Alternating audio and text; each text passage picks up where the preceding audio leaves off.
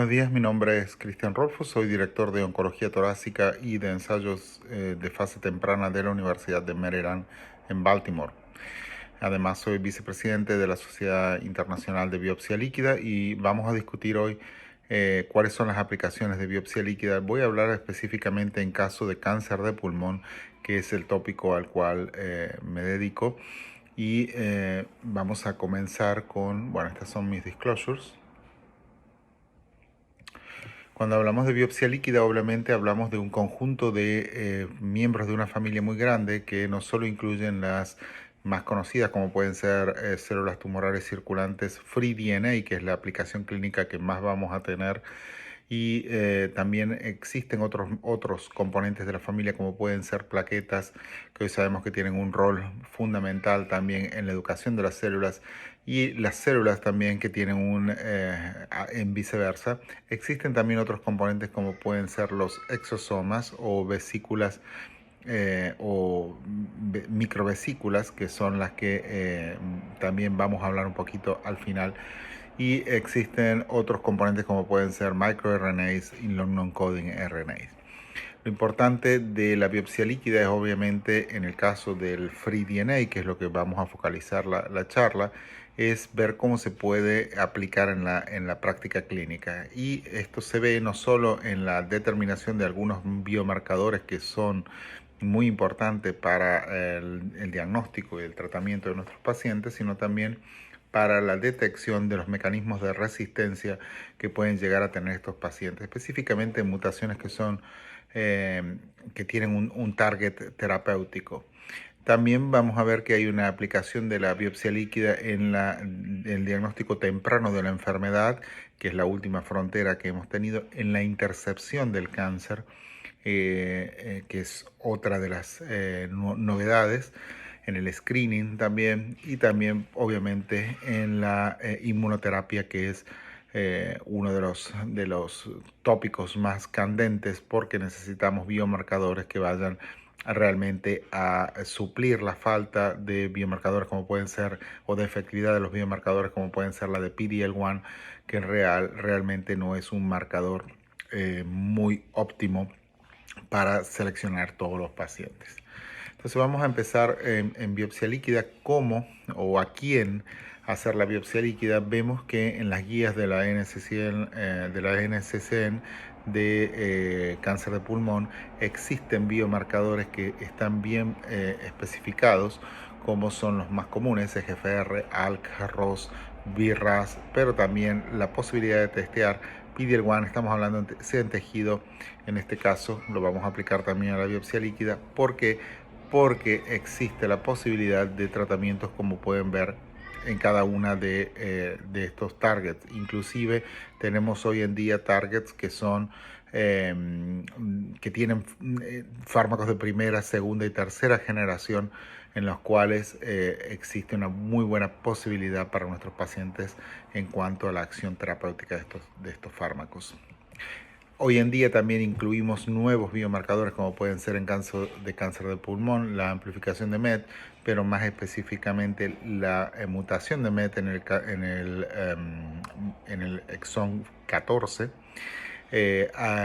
alteraciones de red, que podemos decir fusiones. La mayoría en caso de cáncer de pulmón son las fusiones. En otros tumores, como pueden ser casos de tiroides, carcinoma de tiroides, la posibilidad de tener mutaciones también es muy importante. ERB2, en este caso hablamos de mutaciones, no de amplificación. Y allí tenemos fármacos nuevos que también están, no solo los que están nominados aquí en esta tabla, pero también que tenemos en el pipeline llegando muy pronto. Y obviamente la posibilidad de testear el Tumor Mutational Burden, del cual vamos a discutir un poquito más. Como ven, existe una gran posibilidad de poder testear a nuestros pacientes, pero el problema principal es que lamentablemente no testeamos muchos pacientes. Y esto es un problema porque muchos pacientes llegan a la consulta, como en este estudio que fue en el 2015, que solo un porcentaje mínimo llega a la consulta con una posibilidad de tener el diagnóstico molecular preparado para poder tomar una decisión en aquel momento. En un estudio que se realizó en hace unos años atrás por el grupo de Filadelfia, existía en una corte grande de 323 pacientes de datos de la vida real, pacientes que estaban, que habían sido testeados, sea por tejido o por plasma. Lo que se vio, obviamente, es una realidad que todos tenemos, que en caso de cáncer de pulmón, no siempre es fácil tener tejido para poder realizar un testeo comprensivo, como puede ser la Next Generation Sequencing, es decir, un panel con varios genes asociados. Y esto se vio que se pudo completar en el 34% de los pacientes tenían, inclusive se pudo completar en un 56%, pero un 34% de los pacientes tenían una cantidad no suficiente para realizar la Next Generation Sequencing. Otro de los tópicos que también este estudio fue en datos de la vida real fue capaz de demostrar es lo que ya se venía hablando y que vamos a hablar de otros estudios, la concordancia entre el tejido y la biopsia líquida. Y en este caso el 89% de concordancia en el diagnóstico inicial. Obviamente cuando hablamos de un diagnóstico en la sede de progresión de la enfermedad, estamos hablando de una diferencia que en este caso fue el 70%, pero que esto es debido también a la transformación que sufre el tumor en cuanto al perfil molecular, y puede haber una heterogeneidad, que es lo que estamos capturando aquí. Y obviamente en el caso de la acción terapéutica, en el caso de plasma, muchos de estos pacientes tenían como fuente de target, para encontrar el target, únicamente la biopsia líquida. Entonces es cierto que la biopsia líquida es un hot topic, y lo empezó a hacer en diferentes guidelines, que como vemos aquí, líneas guía, que en el 2017, por ejemplo, la NCCN, en el 2017 también ASCO, y también en el 2018 se empezó a incluir en el College of American Pathology, la Asociación Americana de Patología, junto con la ILCC. En 2019, nosotros 18-19, publicamos este paper de Liquid Biopsy, que es el statement paper de la Sociedad Internacional de Cáncer de Pulmón, en el cual hablábamos en aquel momento de empezar con un perfil molecular en tejido, y que si no hubiera posibilidad de hacerlo en tejido, hacerlo en ese caso, si nos diera negativo o no hay posibilidad de un tejido suficiente, hacerlo con biopsia líquida. Hoy en día estamos tratando estamos escribiendo las guías sucesivas, la del 2020, porque ha habido un cambio en cuanto ha habido una sumatoria de estudios clínicos que nos han dado la posibilidad de estar pensando en no solo en una opción como tejido, pero sino más bien de un complemento al tejido, y más bien una posibilidad de llegar a biopsia líquida primero que el tejido en algunos casos. Lo que sí es claro, y ya lo decíamos en el 2018, que pacientes que tengan un perfil, que querramos hacer un perfil molecular, en el caso de la recaída o en el caso de pacientes que están progresando a TKI, podemos hacerlo específicamente en biopsia líquida. Entonces, es importante que es importante, ¿no? Para destacar, buscamos más, nos vamos a apoyar siempre en el tejido o en la nueva biopsia líquida.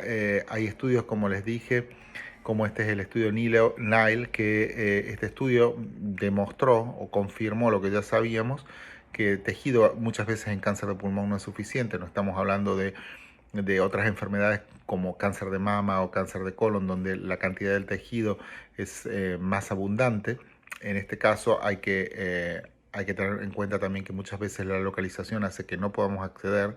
Si bien en este estudio, como ven, el 18% de los pacientes había completado un perfil genómico, me parece un poco bajo en realidad el número comparado con otras series, pero lo que es cierto de que la biopsia líquida fue contribuyendo un poco más a eso, y en el 80%, por ejemplo, de los pacientes que tenían DNA, se podía testear la sensibilidad a cualquiera de los 8 biomarcadores de los cuales estuvimos hablando.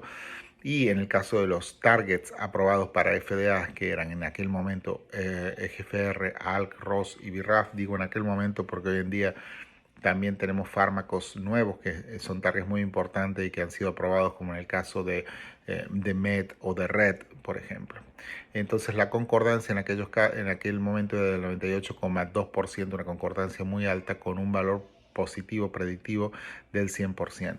Es decir, que cuando sumamos la biopsia líquida al tejido, hay un aumento o un incremento de la detección en un 48% y obviamente una reducción del tiempo para el diagnóstico. Y esto es crucial, obviamente, cuando estamos hablando de pacientes que tienen carcinoma de pulmón, en el cual ya han pasado muchas etapas a lo mejor para llegar a un tratamiento desde el diagnóstico inicial. Es decir, hablar de biopsia líquida primero no es una idea descabellada, es una idea que tiene un fundamento y es lo que estamos tratando de hacer. Este es el estudio BIFAST, que es un estudio del cual ustedes lo van a escuchar mucho. Es un estudio en el cual ahora conocemos los datos de ALK, pero vamos a llegar a conocer también pronto los datos de el Tumor Mutational Burden en sangre. En este caso, en este estudio, se determinaba solamente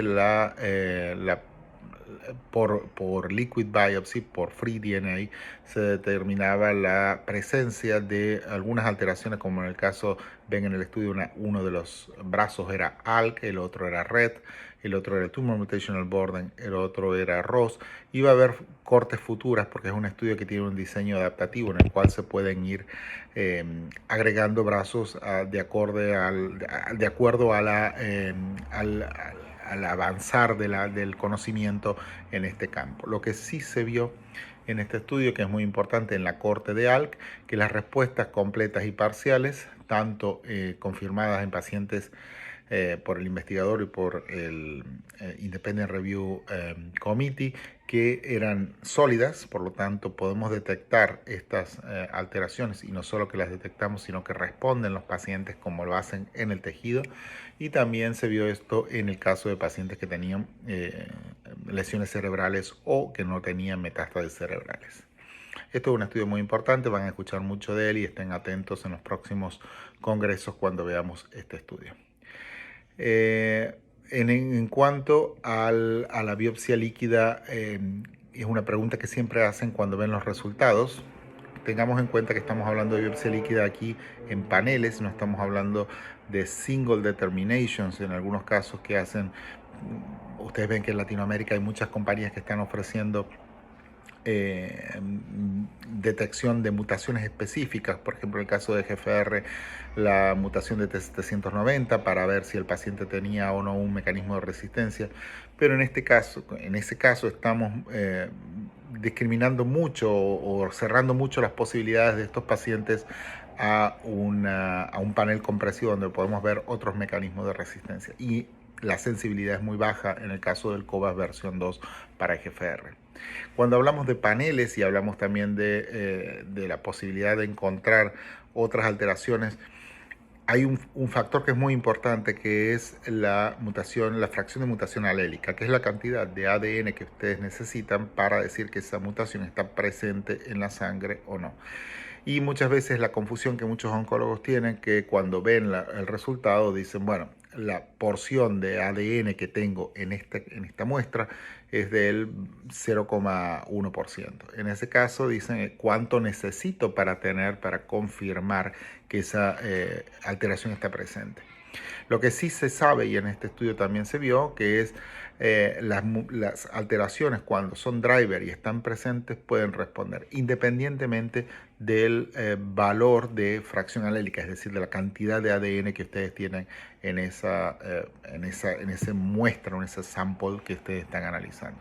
Y por lo tanto, ustedes ven en este estudio, en una de las curvas, la mayoría de los pacientes tenía, como ven aquí, alteraciones muy próximas al números bajos, 0,1, 0,2, y en estos pacientes la curva del waterfall plot, lo que ven aquí de respuesta, ha sido también muy buena. ¿Cuándo hacer biopsia líquida? Y bueno, en este momento estamos tratando con la pandemia de COVID, estamos tratando de optimizar las posibilidades para que nuestros pacientes tengan la biopsia líquida a lo más rápido posible y no tengan que esperar. Y bueno, hay métodos como pueden ser unidades móviles de procesamiento de sangre o de recolección de sangre, y usando la telemedicina podemos llegar a tener estos resultados muy rápido, y creo que esto va a ser una de las cosas que nos va a quedar positivas de este COVID, la posibilidad de ingeniarnos para seguir manteniendo la calidad del tratamiento y la calidad de los cuidados de nuestros pacientes. Pero en el caso de biopsia líquida específicamente, hay que recordarse que pacientes que tengan una respuesta a la enfermedad, la cantidad de DNA que ustedes van a encontrar va a ser más baja. Pacientes que estén, en ese caso, obviamente pueden llegar a encontrar algunas alteraciones cuando el paciente va progresando, cuando hay una clonalidad de la progresión. Pacientes que acaban de hacer quimioterapia o acaban de hacer radioterapia, por ejemplo, es más difícil que encuentren targets, que pueden encontrar datos fehacientes. Lo que sí van a encontrar es un aumento del DNA, pero este aumento del DNA, porque el DNA que ustedes están viendo circulante obviamente proviene de células apoptóticas o de células que han destrucción celular, y entonces fragmentos del DNA que ustedes van a tener en circulación va a ser mayor cuando están haciendo radioterapia, pero no es, la calidad de DNA que nosotros queremos ver. Por lo tanto, es aconsejable esperar entre 2 o 3 semanas después de un tratamiento de quimio o radioterapia para poder evaluar a estos pacientes. Hay otra cosa que es importante, que es un concepto de cómo seguir a los pacientes durante el tratamiento, y en este caso ven que el estudio Flaura, y también se vio en otros estudios anteriores en los cuales un concepto nuevo que era el clearance de la creatinina, el clearance, ¿cómo es el clearance del DNA era un factor pronóstico para estos pacientes, predictivo de respuesta y pronóstico en general, porque como ven aquí, pacientes que a las 3 semanas o a las 6 semanas tenían una bajada de DNA, podían tener una respuesta mejor. Y esto es un concepto que lo aplicamos no solo con el DNA, también hay estudios hechos con CTCs, con células tumorales circulantes, y con exosomas. Por ejemplo, la cantidad del DNA también es importante. Voy a mostrarle dos casos de por qué es importante hacer el real monitoring. Esta es una paciente de 46 años que hemos tratado en nuestro centro, en el cual tenía una mutación de EGFR al inicio. La biopsia confirmó que era un carcinoma adenoescamoso. Se hizo una biopsia de la lesión pulmonar que decía escamoso, pero luego mirando la lesión hepática se concluyó que era un adenoescamoso.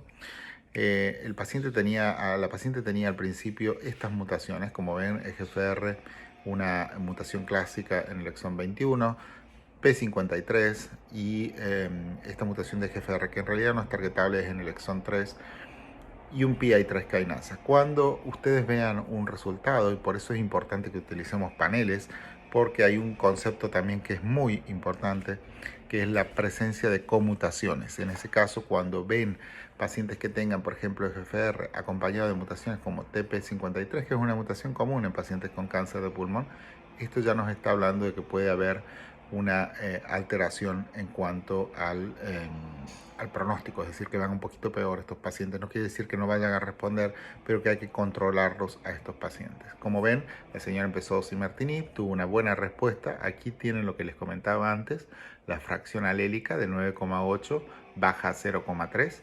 Como ven, aquí hay una disminución de todos los valores, y en la parte de la imagen, obviamente, una buena respuesta a nivel pulmonar, estabilización a nivel hepático. Esto fue de octubre a febrero.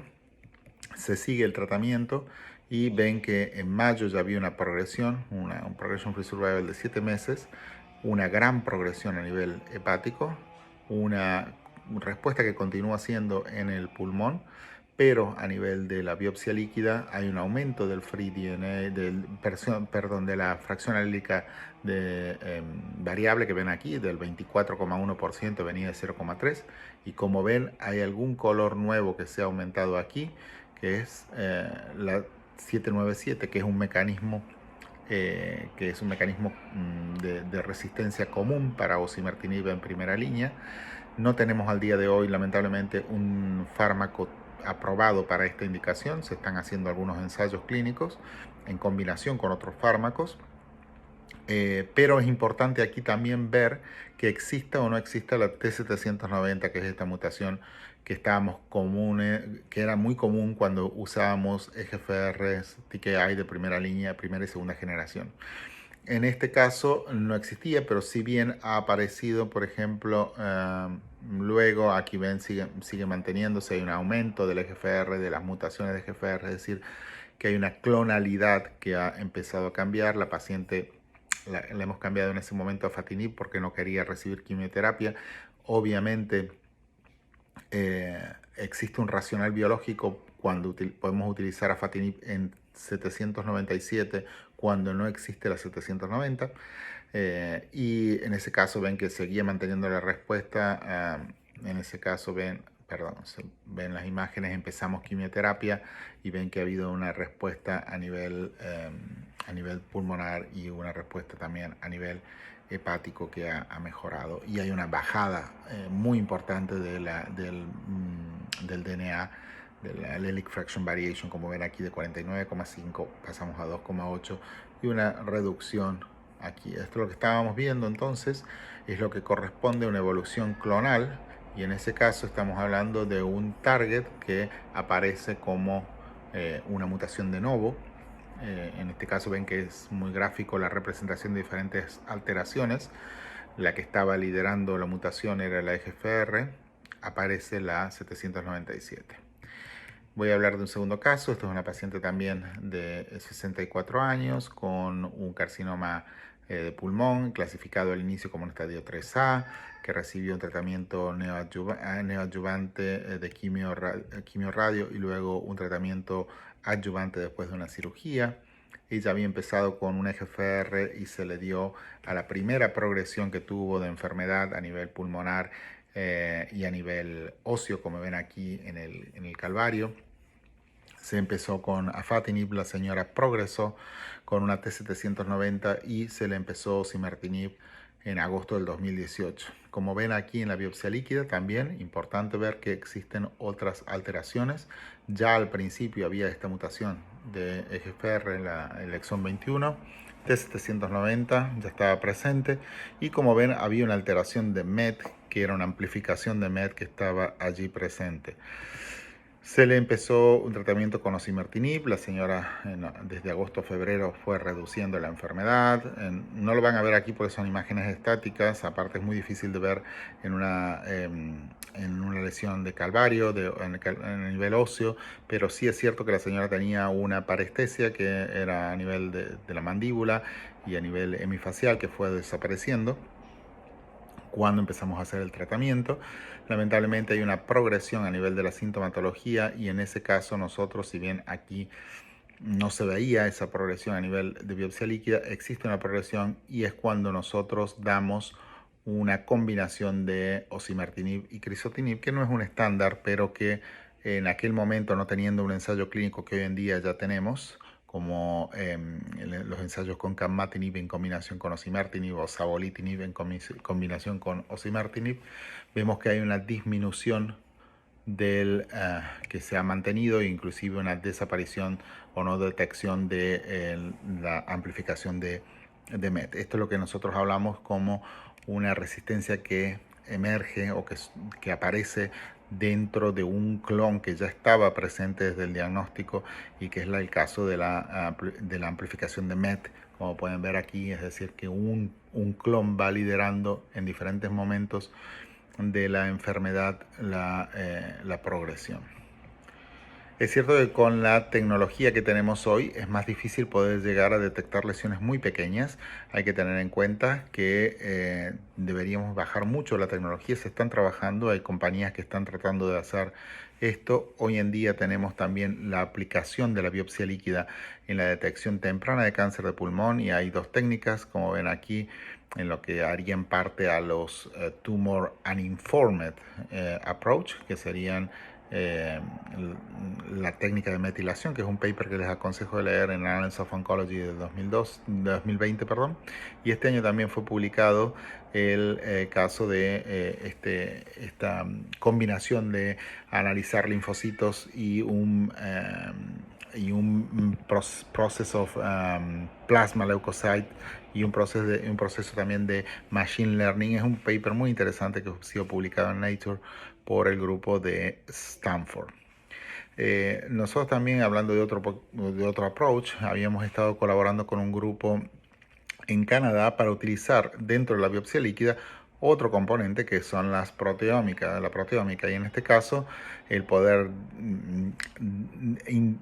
disquisir perdón, sería el poder determinar o dividir por estadios o pacientes que tenían o que no tenían cáncer, o por estadios de cáncer temprano, y esto ha sido posible con un número de metabolitos que han dado una posibilidad de determinar pacientes que tenían cáncer y el estadio del cáncer en estadios tempranos.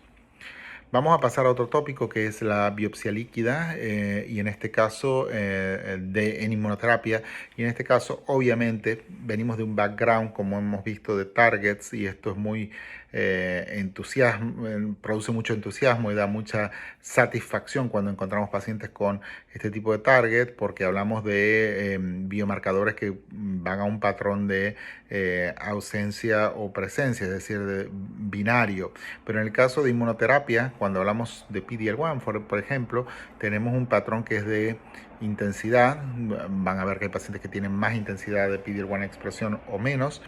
Y en el caso de otro problema que se agrega a la inmunoterapia es que estamos hablando de un componente de microenvironment, o sea, de un microambiente inmunológico donde hay diferentes actores que pueden intervenir y que pueden modificar esto. Entonces no es tan fácil encontrar biomarcadores.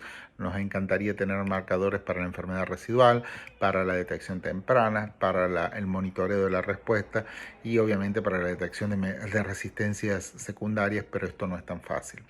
Uno de los approaches que se ha hecho es el Tumor Mutational Burden, y la cantidad, es decir, la cantidad de mutaciones que existen en el tumor, y en este caso, como ven en este periodo del tiempo que hemos puesto en una línea aquí del 2014 al 2018, el Tumor Mutational Burden fue una explosión de utilidad en diferentes estudios, no solo en cáncer de pulmón, sino en otros tipos de tumores, como melanoma, como cáncer de vejiga, como cáncer de cabeza y cuello, en el cual se ha tratado de utilizar este biomarcador, pero hay diferentes cuestiones que vamos a discutir. Lo que se pudo hacer en sangre, en cáncer de pulmón, fue esta primera experiencia publicada por el doctor Gandara, en el cual, esto fue en el 2018, en el cual se veía que el estudio, basado en el estudio Poplar, que era el estudio de atezolizumab versus docetaxel en segunda línea, la cantidad de mutaciones por megabase, que eran los que estaban aquí, se calculó un cutoff de 16, una línea de 16, y esto era un dirimente para decir que estos pacientes tenían una mejoría en el overall survival y en el progression free survival. Esto fue realizado con un panel de 394 genes. En el 2019, en la AACR, Solange Peter presentó los datos del estudio MYSTIC, que es este estudio donde se utilizaba durvalumab en primera línea en combinación con quimioterapia o con tremelimumab. Y en este caso, la línea de cutoff eran 500, era un panel de 500 genes, y la línea de cutoff era de 20. Como ven, estamos hablando de diferentes niveles de límites o cutoff, y estamos hablando de diferentes paneles. En el caso del panel OMNI, que es el panel que están viendo en el estudio MYSTIC, es un panel que se formuló, se creó con Guardant, que es una compañía que se dedica a biopsia líquida, y en este caso no conocemos los detalles de la cantidad de mutaciones que existen. Lo que sí sabemos que las mutaciones no son de las comunes, son un panel creado específicamente para la determinación de TMB, y obviamente esto va a ser, todavía no está disponible, es una cosa que es solo en clinical trials, es información reservada todavía para compañías farmacéuticas, pero es algo que es interesante poder saber que existen otras posibilidades que pueden llegar a ser un poquito más customizadas.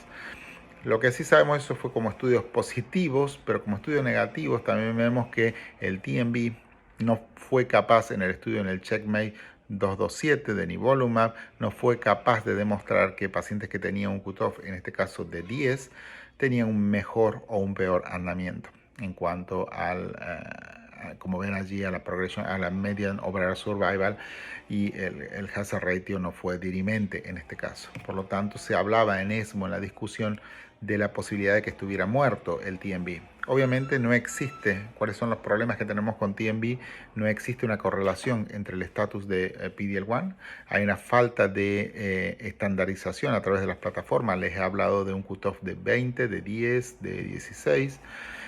No se sabe qué tipo de plataforma hay que utilizar. Les he hablado de 500 genes, les he hablado de 396 genes, pero también hay gente que lo está haciendo con menos genes también.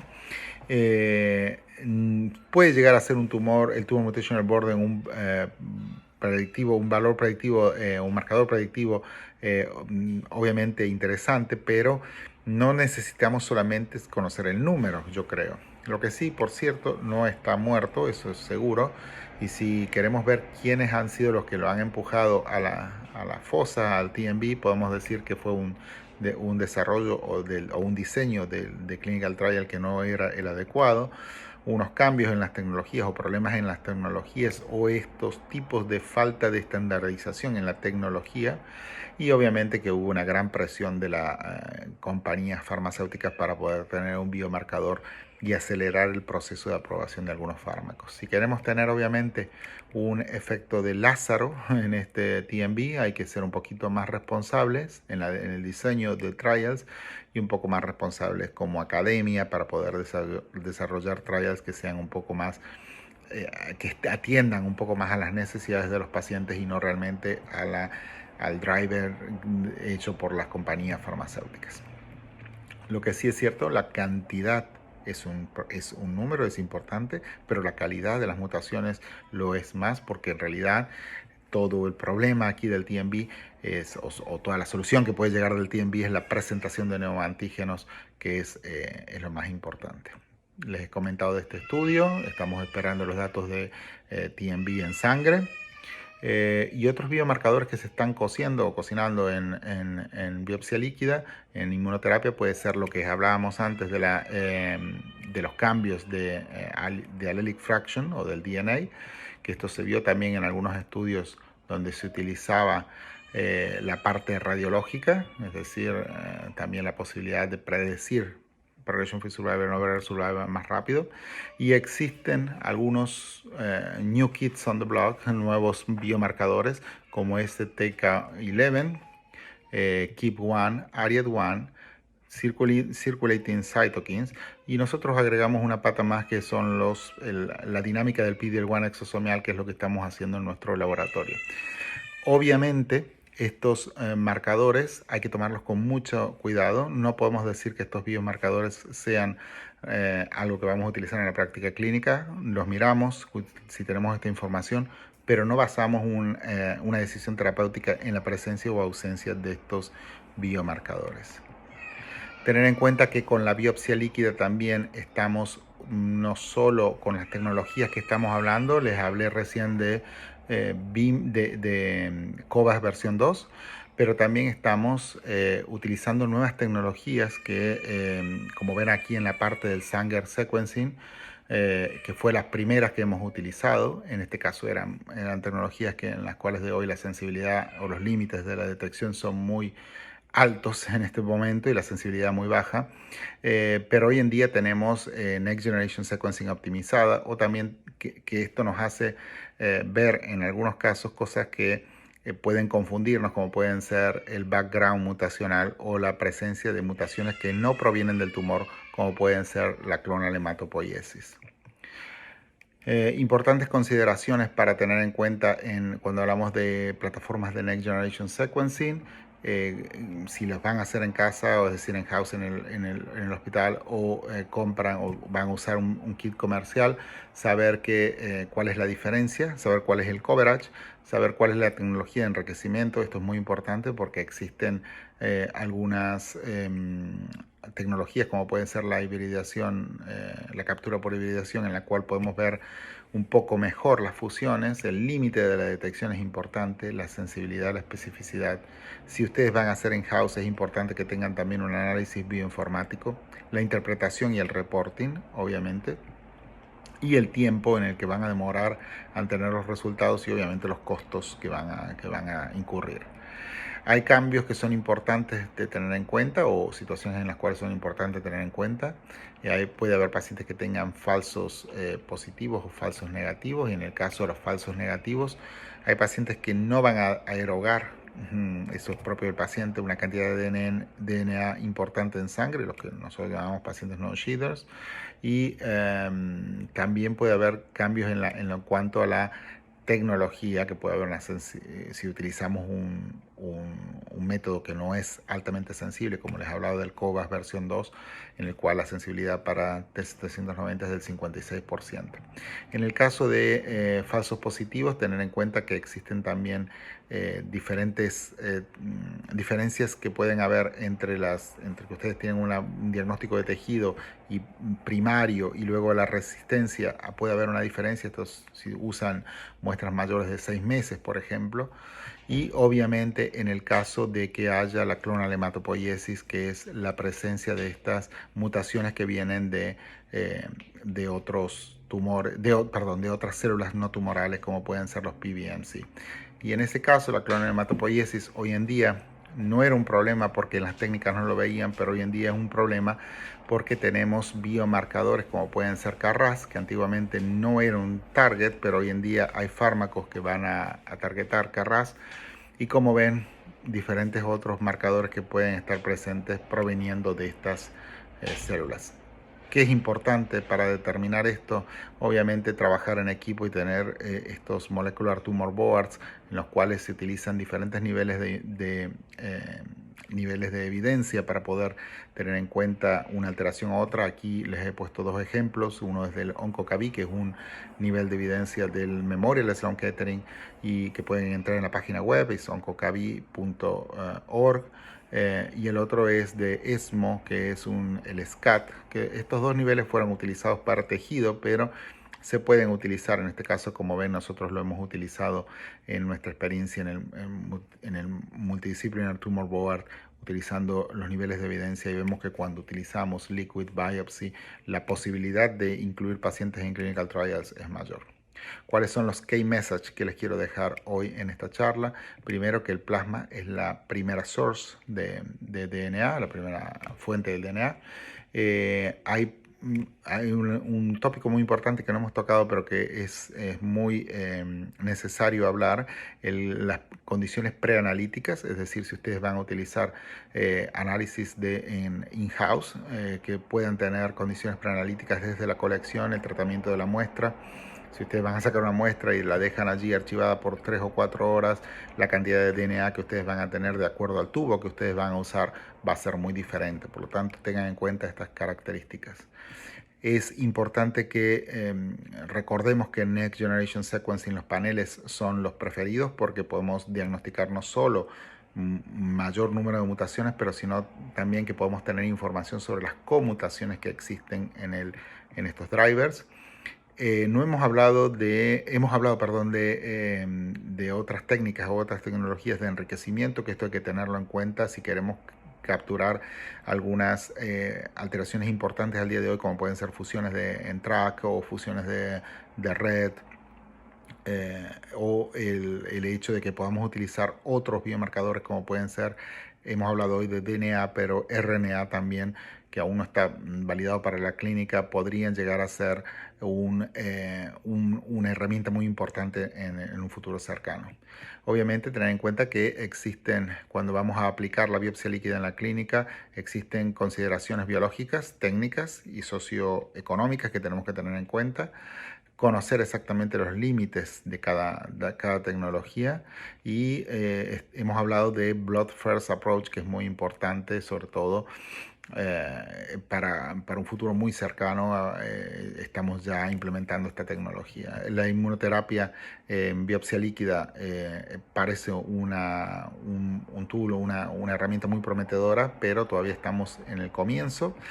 Y aquí les presento el grupo de gente que trabaja conmigo en el laboratorio y en la clínica, y esto es el virtual meeting que les estamos invitando, además del meeting de la Sociedad Internacional de Biopsia Líquida, que también va a ser en octubre, y espero que puedan participar. Aquí les dejo mi email y mi Twitter si ustedes me quieren contactar, y muchas gracias por su atención.